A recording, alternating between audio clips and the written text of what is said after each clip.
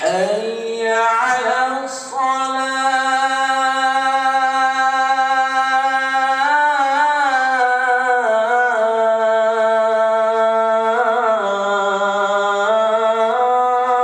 الصلاة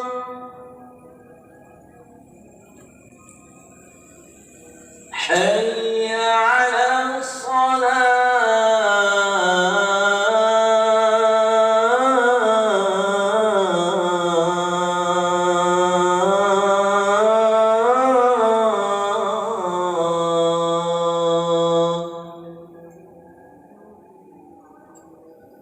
حي على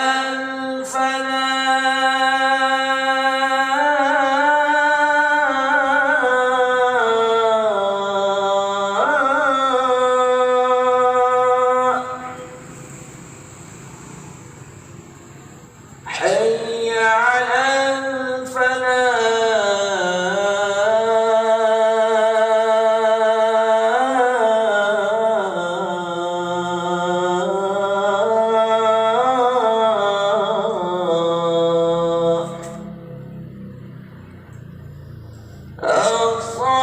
الصلاة خير من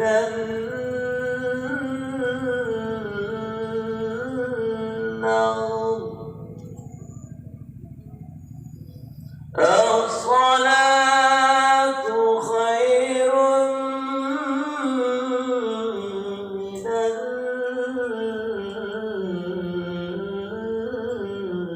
النوم الله أكبر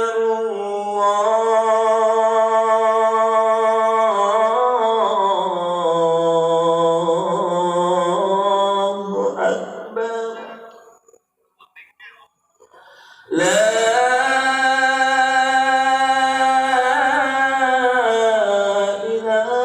إله إلا الله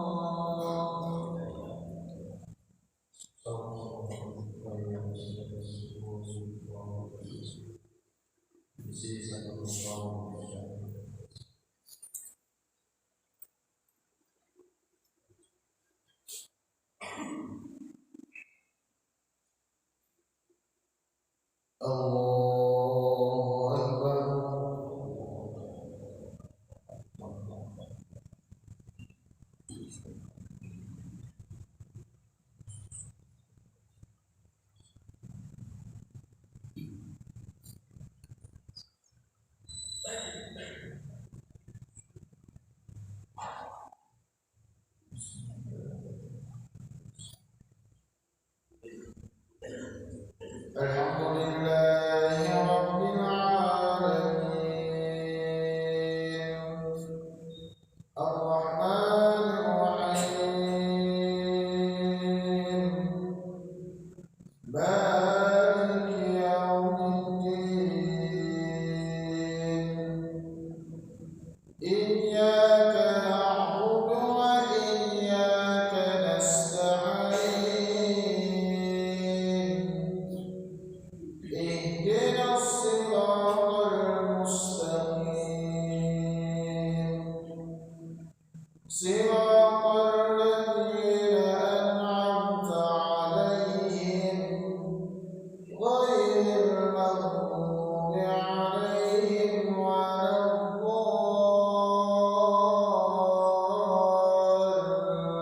الضالين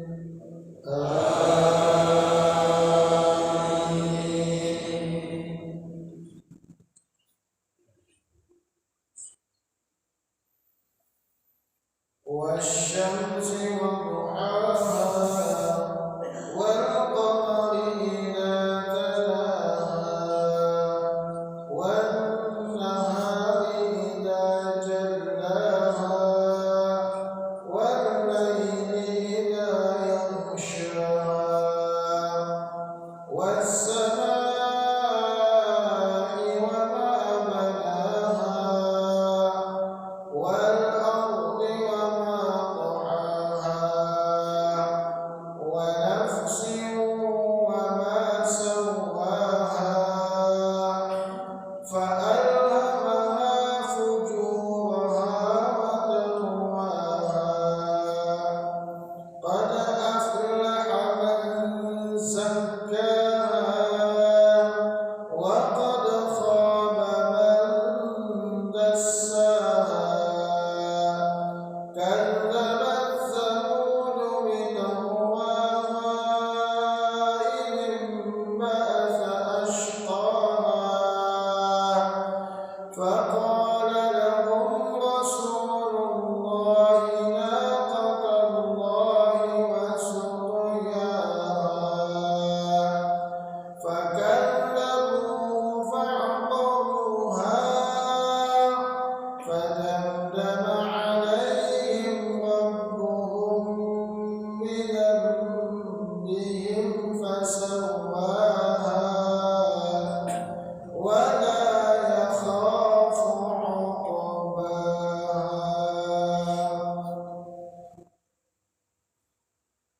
الله أكبر.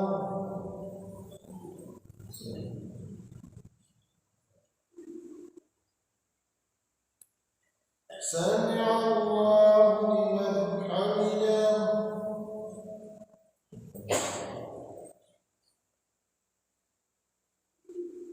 الله أكبر.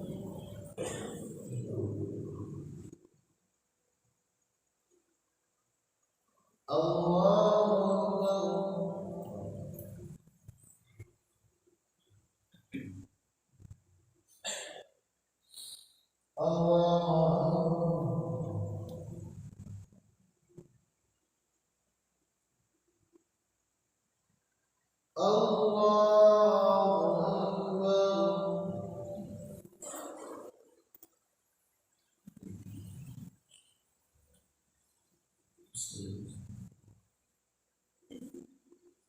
الحمد لله رب العالمين الرحمن الرحيم مالك يوم الدين إياك نعبد وإياك نستعين اهدنا الصراط المستقيم صراط الذين أنعمت عليهم غير المغضوب عليهم ولا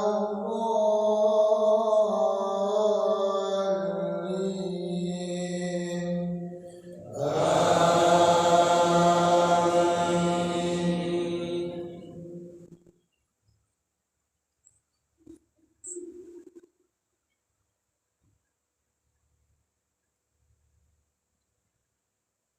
إذا زلزلت الأرض زلزالها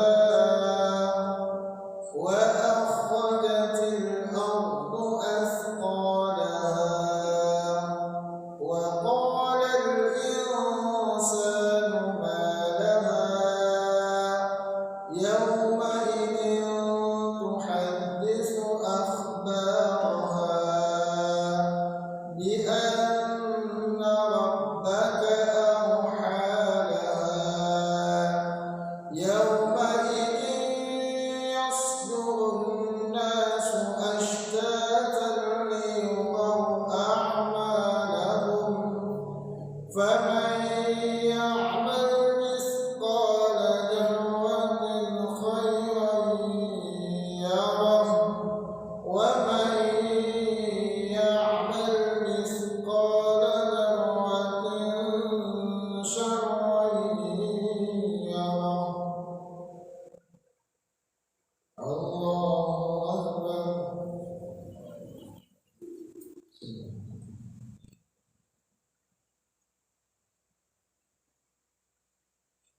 سمع الله لمن حمده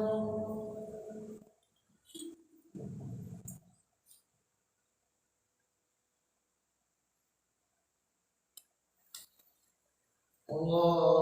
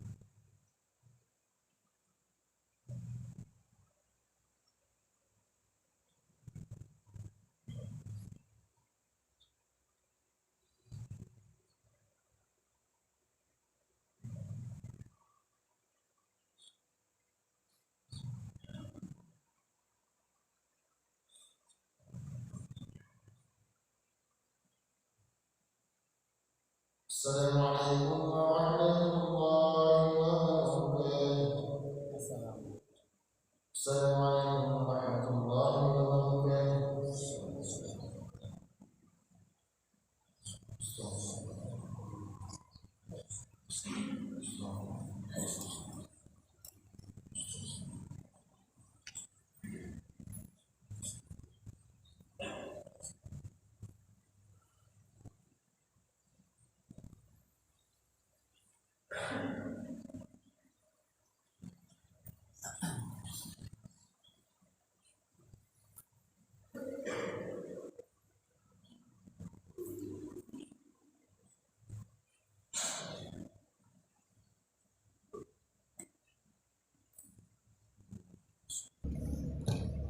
Assalamualaikum warahmatullahi wabarakatuh.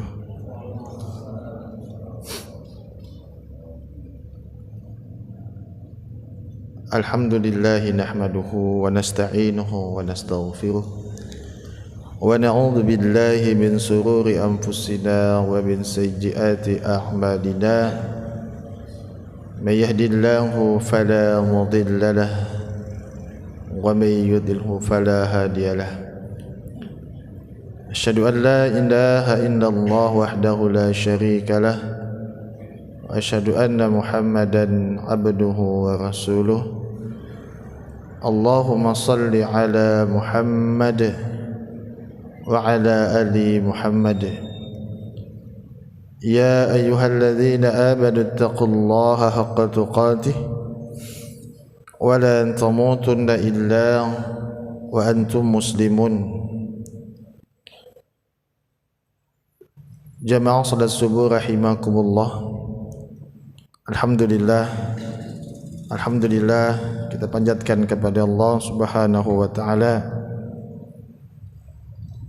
rasa syukur kita kepada Allah Subhanahu wa taala atas limpahan nikmat iman, Islam dan kesehatan yang Allah Subhanahu wa taala berikan kepada kita sehingga kita bisa melaksanakan ibadah salat subuh berjamaah, dan semoga kita mampu untuk melaksanakan ibadah saum yang Allah syariatkan kepada kita orang-orang yang beriman. Semoga kita mendapatkan keberkahan dan rahmat Allah pada bulan Ramadan yang penuh dengan keberkahan ini. Jamaah yang dirahmati Allah Subhanahu wa taala,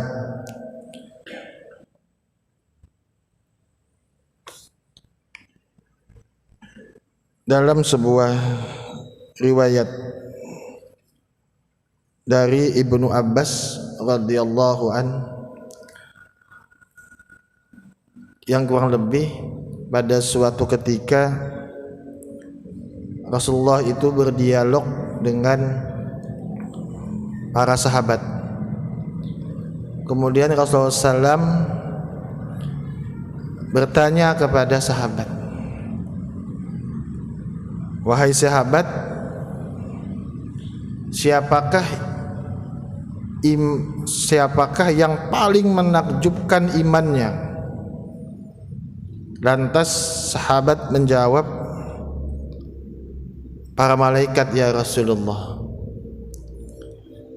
Kemudian Rasulullah pun menjawab, "Bagaimana mungkin malaikat itu tidak beriman kepada Allah Subhanahu wa taala?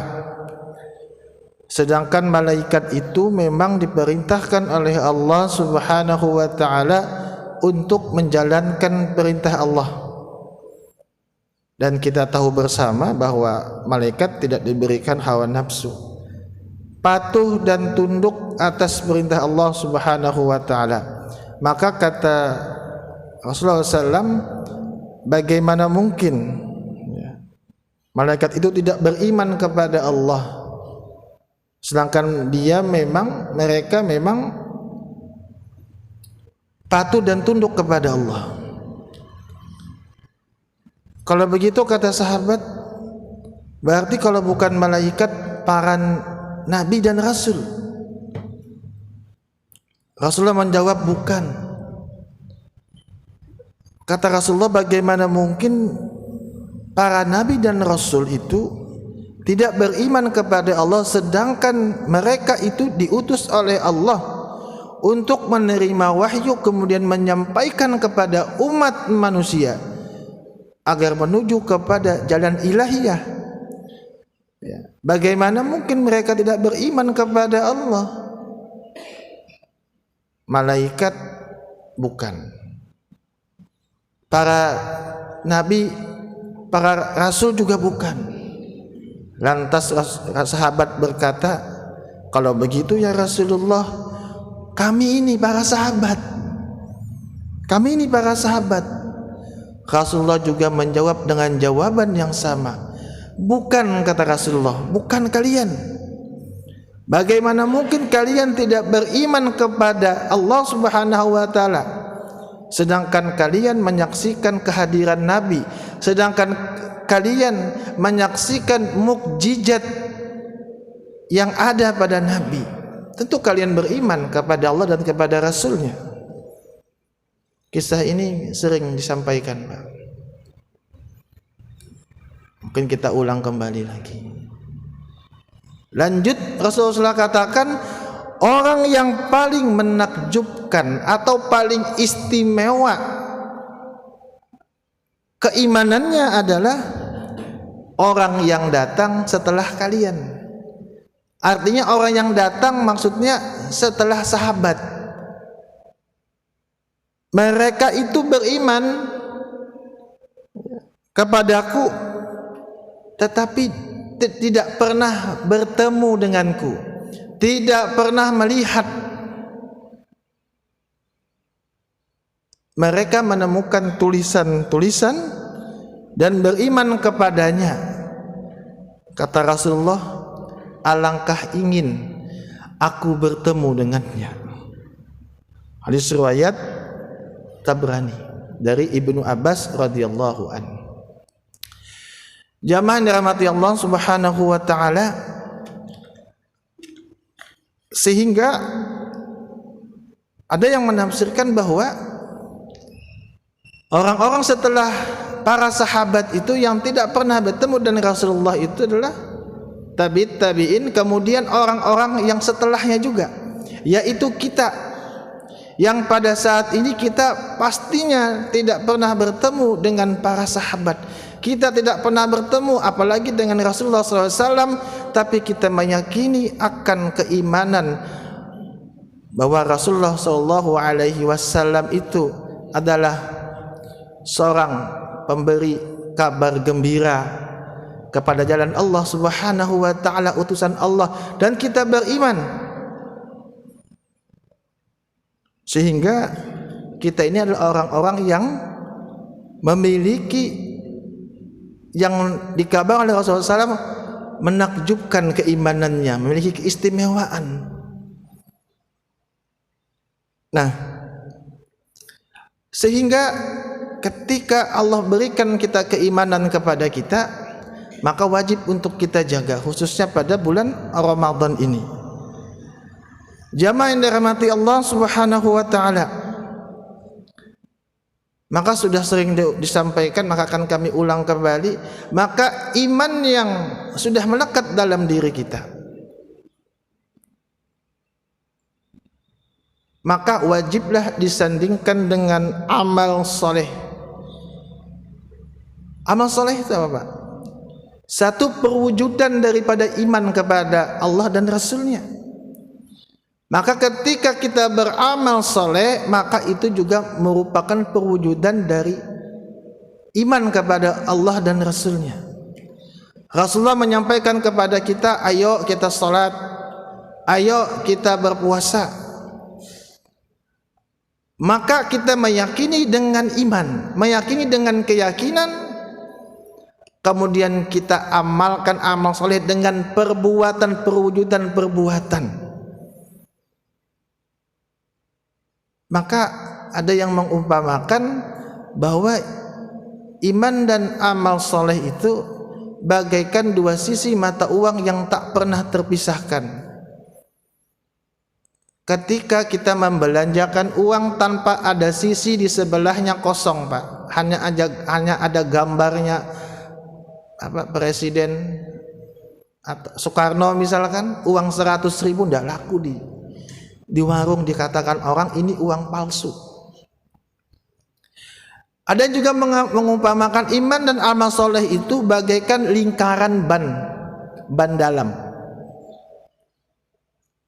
Maka ketika ada yang bocor, kita tidak akan mampu untuk sampai ke tempat tujuan, akan kempes di tengah jalan. Maka perlu penambalan. Bahkan kalau robek, kalau belah semua, Pak, tidak tersambung ban dalam itu, maka tidak akan jalan motor itu, karena bannya sudah tidak berfungsi, Pak. Nah, ada yang mengumpamakan demikian. Jamaah yang dirahmati Allah Subhanahu wa taala, pantaslah Allah Subhanahu wa taala menjadikan amal soleh itu menjadikan satu padu dengan iman. Maka pernah kami sampaikan, ada yang namanya amal soleh itu hablum minallah dan hablum minan nas. Kedua hal ini tidak akan bisa terpisahkan satu dengan yang lainnya. Sehingga jika dia menjalankan iman itu dengan benar, pasti dia menjalankan amal soleh itu, perbuatannya dengan benar. Ketika dia melakukan amal soleh itu dengan benar, dengan tepat, tanpa dibarengi dengan iman, tanpa dibarengi dengan dia meyakini akan adanya Allah, Rasulullah, hari akhir dan sebagainya, maka bagaikan ikan berenang tanpa ada air. Bagaimana ikan berenang tanpa ada air? Maka dia akan mati, Pak.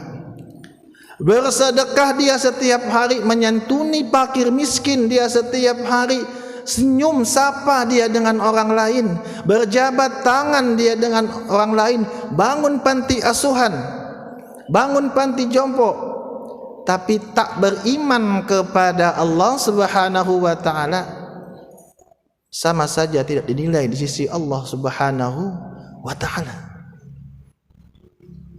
Begitupun juga sebaliknya, rajin dia ibadah kepada Allah Subhanahu wa taala, rajin dia melaksanakan ibadah kepada Allah Subhanahu wa taala, akan tetapi dia menzolimi orang lain, dia menyakiti orang lain, maka dia termasuk golongan orang yang rugi. Yang pernah ulun sampaikan di malam, Kami ulangi lagi, ada seseorang, Pak, si fulanah, kata sahabat bertanya kepada Rasulullah, ada fulanah yang kesehariannya itu beribadah kepada Allah, dia melaksanakan ibadahnya di pagi hari, di malam hari, dia berpuasa, dia bersedekah. Kata sahabat, tetapi dia menyakiti hati tetangganya. Apa kata Rasulullah? Hiya finnar, dia berada di dalam neraka. Ya Rasulullah, ada orang yang sholatnya hanya melaksanakan sholat wajib saja, ibadahnya yang wajib-wajib saja, dan dia pun hanya bersedekah dengan sepotong roti, tapi dia baik dengan tetangganya, dengan sesamanya, dengan kawannya. Rasulullah menjawab, dia berada di surga Allah. Ada juga riwayat yang menyebutkan, Pak, insya Allah ini sudah sering disampaikan, kita ulang kembali lagi. Ada orang, Pak, datang ke dalam masjid, melaksanakan salat 2 rakaat dengan memegang terompahnya di sebelah kiri dengan jenggot yang basah. Rasulullah mengatakan dia adalah penghuni surga. Pada saat itu Rasulullah berkumpul dengan para sahabat. Kemudian di hari yang berikutnya sampai 3 hari orang tersebut datang sholat, Rasulullah mengatakan dia adalah penduduk surga. Seorang sahabat memberanikan diri untuk menyelidiki kasus, mengapa orang yang tadi datang selama 3 hari dikatakan sebagai penghuni surga. Akhirnya dia memberanikan diri untuk bertamu ke rumah orang tersebut dan bermalam 3 hari untuk menyelidiki amalan-amalan khusus apakah yang dilakukan seorang tersebut, dengan alasan bahwa aku ada persoalan dengan ayahku sehingga aku meminta kepadamu untuk menginap di rumahmu selama 3 hari. Jamaah yang dirahmati Allah Subhanahu wa ta'ala, tidak ada satupun amalan yang istimewa dilakukan orang tersebut. Bahkan dikisahkan, diriwayatkan, satu saat dia terbangun di tengah malam, dia berzikir kepada Allah sejenak, kemudian seperti biasa dia salat subuh. Tidak ada amalan khusus, akan tetapi dia memang berlaku baik kepada siapapun juga. Setelah di hari yang ketiga, sahabat tersebut putus asa. Amalan apakah gerangan sehingga dia memutuskan untuk pulang, dan dia berkata kepada orang tersebut, sebenarnya aku ini tidur di rumahmu ini tidak ada perselisihan dengan keluargaku, akan tetapi ketika satu saat engkau masuk, selama 3 hari engkau masuk ke dalam masjid, Rasulullah mengatakan kepada kami, orang-orang yang dekat dengan Rasulullah, yang selalu dekat dengan Rasulullah, mengatakan bahwa engkau adalah seorang penghuni surga. Sehingga aku memberanikan diri untuk datang ke rumahmu untuk menyelidiki amalanmu. Orang tersebut berkata kepada sahabat tersebut, inilah amalanku, tidak ada yang istimewa. Dalam riwayat yang disebutkan, beberapa langkah menuju pulang sahabat tersebut, dipanggillah sahabat tersebut. Wahai sahabat, sebenarnya ada satu amalan yang mungkin saja ini menyebabkan Rasulullah SAW mengatakan bahwa aku adalah penghuni surga. Ketika aku sebelum tidur, aku melupakan dan aku tidak merasa iri dengan saudara-saudaraku. Aku tidak merasa hasad dengan saudara-saudaraku. Aku tidak iri dengan seseorang yang mendapatkan pangkat, jabatan, harta yang berlimpah. Aku menghilangkan rasa hasad, iri, dengki dalam diriku. Sehingga inilah yang menyebabkan seseorang dimasukkan Allah Subhanahu wa ta'ala ke dalam surganya. Bukan berarti hadis ini menjelaskan kita cukup aja sudah kalau kayak itu, kada usah aja salat tarawih misal. Berbuat baik aja kita. Kalau kada itu kada usah sudah kita puasa sunnah biasa-biasa aja kita. Bukan begitu. Artinya adalah perbuatan beriman kepada Allah, meyakini Allah, kemudian dia melaksanakan perintah Allah dengan hablum minallah, hablum minan nas, itu harus ada pada diri seseorang. Kemudian kita dengan amalan-amalan yang tambahan-tambahan, amalan salat qabliyah ba'diyah, kita merutinkan wudu, kita bertegur sapa, kita salat tarawih maupun yang bersedekah lainnya, ini merupakan rangkaian-rangkaian amaliyah-amaliyah yang mana bisa jadi contoh amalan salat kita. Misalkan ketika kita salat qabliyah atau ba'diyah, kita mungkin kurang ditambal dengan amalan salat tarawih kita. Salat tarawih kita kurang, bisa ditambal dengan amalan-amalan sedekah kita. Karena kita tidak tahu amalan-amalan apa saja yang akan membawa kita kepada kebaikan ke dalam pintu surganya Allah Subhanahu wa ta'ala. Maka jamaah yang dirahmati Allah Subhanahu wa ta'ala, pantaslah seseorang yang ketika melakukan amal kebaikan, Allah sebut dia dalam Al-Quran sebagai orang yang sebaik-baik makhluk. Dalam surah Al-Bayyinah yang sering dibacakan, innal ladzina amanu wa amilus solihati ulaika hum khairul bariyah. Sesungguhnya orang-orang yang beriman dan beramal soleh, ini selalu dipadankan, beriman dan beramal soleh, mereka itu adalah sebaik-baik makhluk. Jamaah yang dirahmati Allah Subhanahu wa ta'ala, sehingga jika kita ingin dikatakan sebagai sebaik-baik makhluk, beriman kepada Allah dan beramal soleh, tentunya dengan sesuai dengan tuntunan Rasulullah Sallallahu Alaihi Wasallam. Kemudian jangan sampai kita menjadi orang-orang yang dihinakan oleh Allah Subhanahu wa ta'ala, sebagaimana juga dalam surah At-Tin yang kita baca, laqad khalaqnal insana fi ahsani taqwim. Kata Allah Subhanahu wa ta'ala, sesungguhnya kami telah menciptakan manusia itu sebagai sebaik-baik makhluk. Ada telinga, ada kepala, ada akal, ada hati.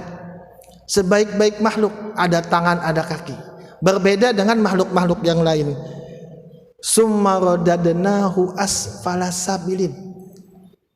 Summa radadnahu asfala sabilin. Kemudian kami kembalikan dia kepada neraka asfala sabilin, yang paling dangkal, yang paling dalam. Mengapa? Karena dia mempunyai hati, mempunyai tangan, mempunyai seluruh anggota badan, tetapi dia mendustakan ayat-ayat Allah. Bahkan dalam satu ayat disebutkan Al-A'raf, ulaika kal an'ami balhum adall, mereka itu lebih sesat daripada binatang ternak. Mereka itu bagaikan binatang ternak dan lebih sesat dari mereka. Ayam, Pak, baintalu itu kan diharami, Pak. Kalau bahasa Banjar itu diharami, supaya anaknya melahirkan. Kambing ketika anaknya lahir, tidak pernah dia ngusir, ayo sana aja dengan ibu yang lain, disusui kambing itu sampai dia dewasa. Tapi manusia, Pak, dalam berita ditemukan seorang anak ditemukan di tempat pembuangan sampah. Seorang anak ditemukan di salah satu rumah warga, dibuang. Pantaslah Allah Subhanahu wa ta'ala katakan, bisa seburuk-buruk daripada binatang ternak. Lanjutnya, illal ladzina amanu wa amilus solihati falahum ajrun ghairu mamnun. Apa kata Allah Subhanahu wa taala? Kecuali orang-orang yang beriman dan mengerjakan amal soleh. Ini Pak, orang-orang yang kecuali orang-orang yang beriman dan mengerjakan amal soleh, maka bagi mereka adalah pahala yang tak terputus-putus. Semoga dengan apa yang ulun sampaikan ini, khususnya kepada diri ulun sendiri, menambah keimanan kita kepada Allah Subhanahu wa taala dan kepada kita semua. Mohon maaf jika terlalu panjang. Mudah-mudahan ini membawa keberkahan bagi kita semua. Subhanakallahumma wa bihamdika asyhadu an la ilaha illa anta astaghfiruka wa atubu ilaik. Assalamualaikum warahmatullahi wabarakatuh.